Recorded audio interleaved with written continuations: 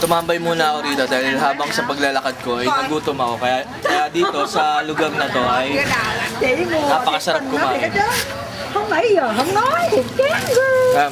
Ang ganitong lasa ay tulad din ng para sa Rồi nó tự đi tụi nó. lugar ng Pilipinas na masarap kumain ng mga ganitong klaseng mga pagkain, mga pang merienda. Nó phi chứ, phi Yan yung mga iba't ibang mga klaseng mga pagkain.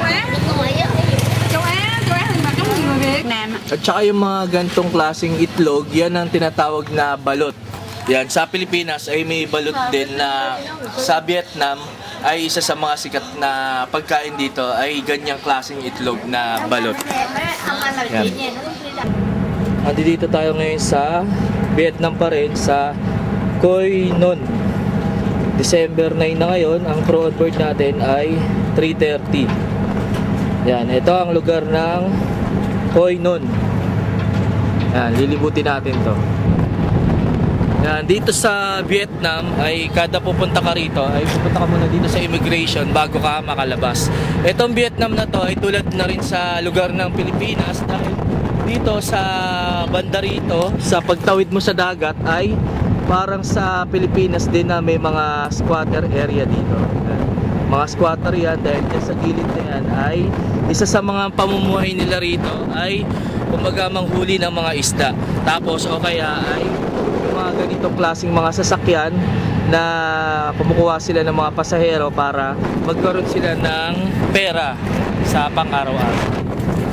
Tapos dito naman banda ay ito yung isa rin sa mga kabuhayan nila na kumuha ng mga kahoy, ng mga troso. Kaya dito sa Vietnam ay laging malayo ang lugar na papuntang city, kaya sasakay na naman tayo ulit ng motor para pumunta tayo dun sa lugar ng city. Yan, para may oras pa tayo. Ayan, nandito tayo ngayon sa kahabaan ng kalsada. Dito sa paggagala natin dito ay tatambay muna tayo rito sa upuan na to dahil habang nakakita ko nitong ganitong klaseng juice. Ito yung tubo na pagka halimbawa nilagay mo rito sa machine na yan ay gigilingin nila para maging juice na ganitong klase. Yan. Yung ganitong klase ay halagang 4,000 Vietnam dollars. Yan.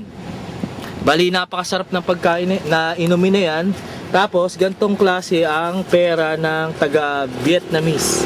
Yan. Ito, Vietnam. Itong perang to ay 5,000. Kaya ito yung ibibigay ko. Meron pa akong sukling 1,000 Vietnam na pera nila. Tapos, ito naman yung sinakyan kong sasakyan dito na motor. Tapos, ito yung driver natin. Kaibigan natin yan. Hello, my friend. How are you? Ayan, yan yung isa sa mga nag-drive sa atin dito sa lugar na parte ng Vietnam. Ayan, mamaya-maya lang ng konti ay uuwi na tayo. Ayan, habang nakatambay tayo rito ay umiinom tayo ng ganitong juice. Ang ganyang klaseng juice ay yan yung sugar cane. Yan yung tubo na tinunaw kaya naging liquid. Pero ganyang klaseng tubo ay pwede ring gawin na asukal. Tapos kaya isa yan sa mga binibidyo ko ngayon dito dahil sa probinsya namin, sa Negros Occidental ay meron din kaming tubuhan. Kaya paborito ko yan, yung isa sa mga tanim na yan dahil napakarami yan sa probinsya namin sa Negros Occidental. Yan. Dahil nagtatanim din kami ng ganyang klaseng tubo sa lugar ng Pilipinas. Tapos ito naman yung isa sa mga kaibigan natin dito. Yan yung isa sa mga driver natin dito sa paggala natin sa lugar ng Vietnam. Ayan, yan na yung tubo na ininom ko. Tapos ito naman ang paggawa. Bali, yan yung stick ng tubo. Tapos nilalagay dyan ng paulit-ulit para makuha yung katas. At yung katas yan, yun na yung ginagawang juice na para maibenta at mainom nung mga tao rito. Bukod sa juice ay ito rin. Yang coconut na yan. Yan ang ginagawa rin ditong juice na inumin ng mga tao. Diyan sa tabing dagat naman ay may mga net dito na yan yung panghuli nila ng mga iba't ibang mga klaseng isda. Yan yung mga kabuhayan nila rito. Ayan, bali merong fisherman dito na siya yung tagapangalaga para makahuli ng mga iba't ibang isda at ginagawang daing yung iba. Tapos dito naman banda sa pinaka malayo ay ito naman yung monumento na malaki na ito yung dating hero nila rito. Yan yung nagtanggol sa lugar ng Vietnam nung unang panahon. Tapos may mga nakatambay din dito dahil ito yung plaza na tumatambay-tambay dyan. Tapos may mga juice yan na iniinom nila rito. Yan sila. Pagka wala silang ginagawa ay tumatambay-tambay sila rito sa lugar ng plaza. Ngayon sasakay na tayo. Dito sa pier ay napakaraming ganitong klaseng crane. Dahil para dito sa mga ganitong uri ng mga kahoy. Yan, para mas madali nilang magawa at mabuhat yung mga ginagawa nila. Tapos dito naman banda, kung napapansin nyo, ay may tao rito na isa sa mga gumagawa. Ayan. Napakadelikado ng mga ginagawa nila rito para sa mga ganitong klaseng mga trabaho. Ayan. Ngayon, dahil nalibot na natin itong lugar na ito. Ang date na ngayon ay December 10, 2010. Ang crew on board natin ay alas 12 ng madaling araw. Nandito pa rin tayo sa lugar ng Vietnam, dito sa Da Nang. Yan. May katabi tayong barko. Ang pangalan nitong barko na to ay Seabourn Pride. Tapos dito naman sa gilid niya ay ipapakita ko na dito sa Vietnam ay napakaganda rin na bansa. Ihalin tulad din sa mga ibang lugar. Dito sa lugar ng Vietnam ay meron din silang bridge dito. Ayan, ganito ang itsura ng bridge nila. Ayan, napakahabang bridge niyan. At dyan naman ang lugar ng city. Ayan, ngayon nandito tayo galing. Ito yung main gate na nilabasan natin. Tapos dito naman ay merong mga tinda-tindahan dyan hanggang dito. Yan, tapos ngayon dito kami tatambay sa lugar na to dahil nandito yung supervisor ko at saka yung supervisor ng housekeeping. Yan, nandito sila lahat para dito tumambay. Yan, ito yung supervisor ko sa provision. At ito naman yung supervisor sa housekeeping. Si Mami. Dito sila tumatambay dahil inuman sila dito tsaka para okay. Yan. May-ari. Tapos ito yung isa sa mga may-ari dito. Ang asawa niya, Pilipino. Ayun yung anak. Yan, tapos ito naman yung anak nung may-ari.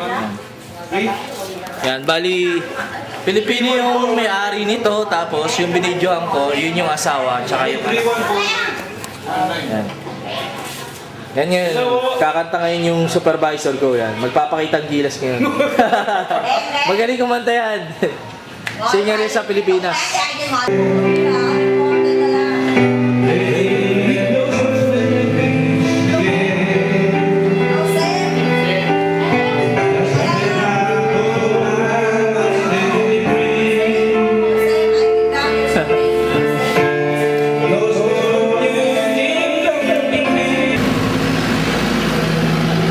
Ngayon, nandito kami sa kalsada dahil itong kasama kong tatlo ay driver ng motor.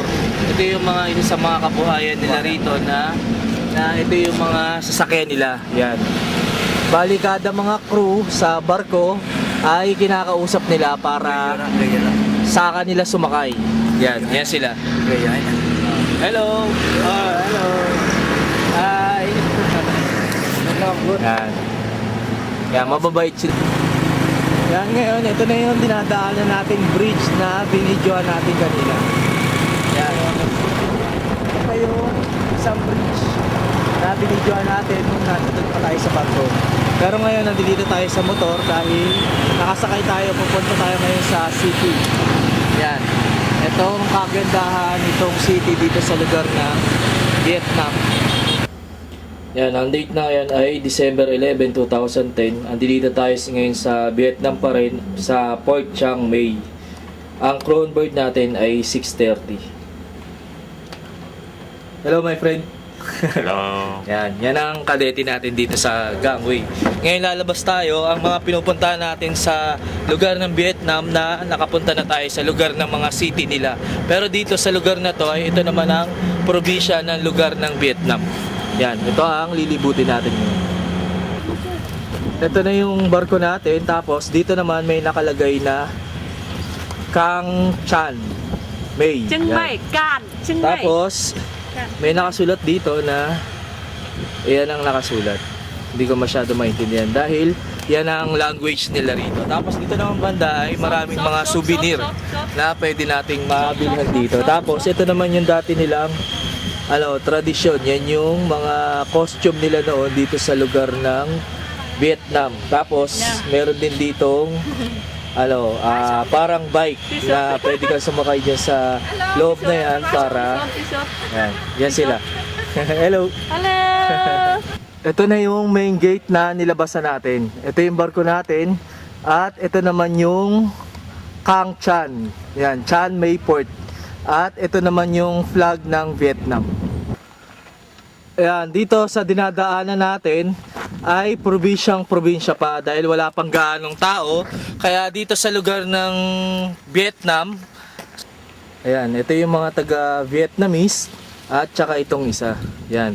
Ito yung isa sa mga pamumuhay nila rito na ganito ang paggawa kung paano sila mamuhay at kung paano sila gumawa nung na ipapakain nila sa kanilang mga mahal sa buhay. Yan. Mga ganitong klase. Yan. Tapos, ito yung mga isa sa mga tradisyonal na ginagawa na malaking bilao. Yan. Yan yung panghuli nila ng isda o isa sa mga bangka nila para mailagay dyan yung mga nahuli nilang isda.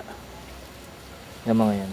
Tapos, bandaro naman ay meron ng mga tao rin doon na may mga ginagawa rin na nakahuli na sila ng isda at dyan nila inaasikaso kung paano nila maibenta at makain sa mga pamilya nila dahil may mga nakatira din dyan sa mga lugar nila. Yan, dito sa paglalakad natin ay yung isa sa mga bundok ay inakit natin. Yan, dahil dito banda sa gilid ay meron din mga nagka-camping. Tulad nito sa mga ganitong klaseng bundok ay meron na ring mga tumitira at namumuhay dito. Halimbawa, merong mga namumundok na rin dito tulad niyan ay kumbaga bali dito sila nagpalipas siguro na magdamag dahil may mga damit na rin dyan na nakasabit. Yan. Dito sa mga lugar na to ay dito siguro sila nagluto. Yan, may mga lutuan dyan. At may mga bag din dito na mga gamit na napag-iwanan na nila, na iniwanan na nila rito sa lugar na to. Yan, dahil ito yung mga nililibot natin ngayon, dahil yun sa mga dinadaanan natin ay hindi pa masyado sibilisado. Yung mga nilalakad natin kanina na kalye ay halos bundok, bulubundukin itong mga lugar na inaakit natin at aakyatin pa natin itong lugar ng parte ng Vietnam. Ayan. Ayan, dito sa bundok na naakit natin ay napakataas na. Ayan, iyan na yung baba at ito na yung naakit natin na bundok. Ayan, dito rin banda, tapos dito tayo papunta. Ayan, bali dito sa bundok na to ay halos walang tao. Kaya medyo delikado umakyat dito na mag-isa ka lang. Dahil yung mga ibang mga wanted o yung mga ibang nagtatago ay dito sila pumupunta. Tulad ng mga na-videohan ko na may gamit ay yung mga taga-Vietnamese na mga nagtatago sa lugar na to para hindi sila mahuli dahil itong lugar na to ay bulubundukin. Pero inakit natin tong lugar na to dahil naalala ko dati nung nasa Pilipinas ako ay mahilig rin ako mag-aakyat sa mga ganitong mga matataas na bundok at dito kami natutulog ng mga 1 linggo na parang mga survival din kami sa mga ganitong klaseng mga bulubundukin na nilalakbay namin. Dito sa napakataas na bundok na to na halos wala pang gaanong mga taong nakatira ay pwede ka ring mabuhay dito at pwede ka ring tumira dahil pwede kang manghuli ng mga iba't ibang klaseng hayop dito na nabubuhay dito para kainin at para lutuin. Tulad nito, pwede kang mabuhay dahil may mga batis din naman na rumaragasa dito. Tulad nito, ito yung pwede mong pangsaing o panghugas ng bigas pagka halimbawa nakabili ka ng bigas sa syudad. Yan. At pwede mo ring inumin para mabuhay ka rito sa lugar ng bulubundukin na to. Ayan, ito na yung na-videohan natin kanina na malaking bilao. Dahil yung ganyang klaseng bangka na yan ay ginagawa nilang sasakyan para makatawid dito sa kabilang kabilang lupa para makapunta sila rito. Dahil may mga bangka rin dito na mga nakatira din dyan, yung mga taong mga nakatira din dyan, kaya may mga bangka dyan na naka-display sa kabilang isla. Ayan, bali lumapit tayo rito dahil susubukan natin sumakay ng ganitong klaseng bangka. Yan, isa yan sa mga pamumuhay nila rito para makasakay tayo. Yan. Bali, may kakayahan to na makasakay ng tao para maka-transfer tayo dun sa kabilang isla na yun. Yan, dito tayo pupunta. Ayan. Para makalipat tayo sa kabilang isla.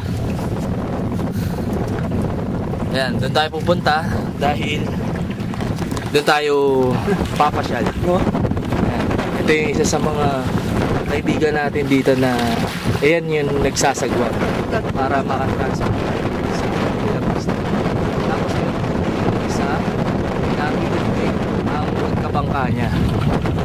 Ayan, bukod dito sa natural na bangka na to na mayroong machine. Tapos ganitong klase ang sinakyan nating bangka. Dahil yung ganyang klaseng bangka ay disagwan lang yan. Ayan, para makarating tayo dun sa kabilang isla. Dahil nakarating na tayo kanina dun sa bundok na napakataas na yan. Pero halos walang tao dyan sa taas na yan. Yan, dahil yung mga pumupunta lang dyan ay mga namumundok o nagpapalipas lang ng ilang araw para makapasyal dyan sa pinakatuktok na bundok na yan. Pero nandito na tayo sa kabilang isla dahil dito na tayo ngayon papasyal dahil may mga tao rin dito. Albi ba ka? Kira? Ayan, yun na yung nasakyan natin. Yan, ganyan lang ang klaseng uri ng bangka na yan na ganyan yung klase ng pag-operate. Isa yun sa mga tradisyon ng mga taga-Vietnamese dito. Meron lang yan na sagwan na para makagalaw o para makatransfer yung bangka dun sa kabilang kabilang lupalop na yan. Ayan, tapos nandito na tayo ngayon sa kabilang isla.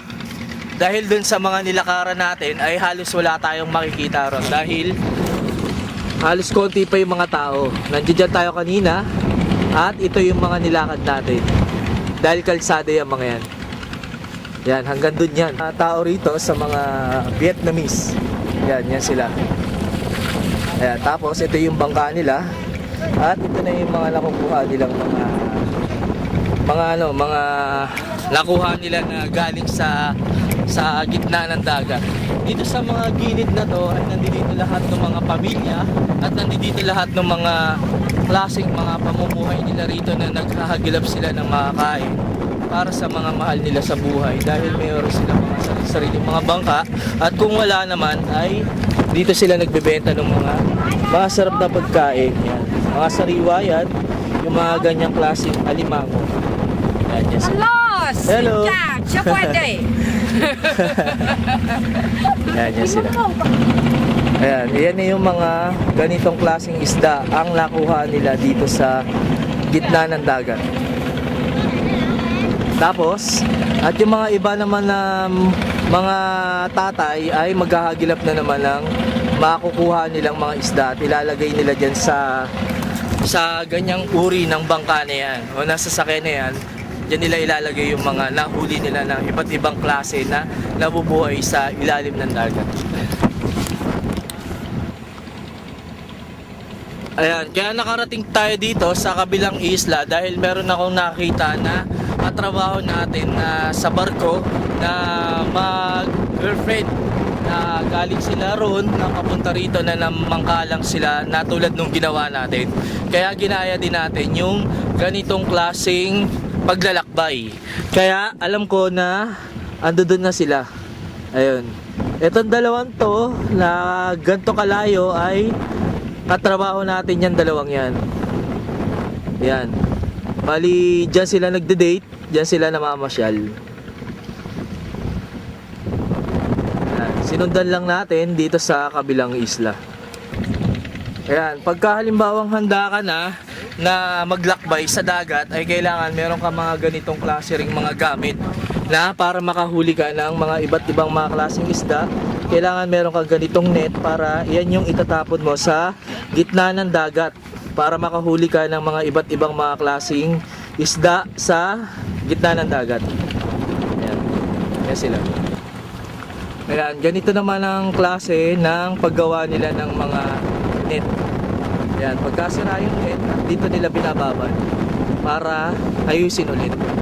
Habang dito naman sa gilid ay may mga naglalaban naman dito sa gilid na nila. Ang paggawa ng sasakyan na parang bangka na sinakyan natin ay ganitong klase. Bali kawayan lang yan na pinormang bilog. Yan, tapos nilagyan din nila ng itsurang parang bilao. Yan, kaya ganyan ang itsura. Pagka halimbawang hindi pa gawa ay ganito ang itsura niyan. Kawayan. At ito naman yung mga kabataan ng mga taga Vietnamese. Hello. yan sila. Bali, dito sila namumuhay dito sa lugar na to. At dito sila nakatira. Yan, sa gilid na yan. Hello my friend. Hello. Dito naman sa gilid ay ito naman ang mga inaalagaan nila rito, yung mga ganitong klaseng mga baka o hayop. Dahil dito sa mga gilid-gilid na yan ay napakaraming mga damo. Ayan. Yan yung isa sa mga pinapakawalan nila rito, yung mga ganyang klaseng hayop, dahil napakaraming damo rito. Yung mga ganyang klaseng hayop ay nabubuhay. Yan, ngayon nakapasyal na tayo dito sa lugar na to ay babalik na ulit tayo. Yan yung sasakyan natin papunta rito sa kabila na naman. Babalik na tayo. Sasakay na ngayon tayo ulit dito dahil babalik na tayo ngayon sa barko natin. Hello my friend. We go back now? Ayan, yan sila. Punta na kami tayo ngayon dito sa kabilang lugar na yan. Ayan, bali sa mga pinuntahan natin, dun banda ay marami na ring mga tao na nakatira doon. Di na natin masyado binidyohan. Pero dun sa mga lugar na yun ay may mga bahay-bahay na rin. Kaya nakarating na tayo dito sa lugar na to. Kaya ngayon, pagkatapos natin pagtawid dito ay papauwi na tayo. Pabalik na ulit tayo sa barko natin. Yan na yung bangka na nasakyan natin. Yan, ngayon nandito tayo sa Bay Dilog. Yan, ang crew on board natin ay 18.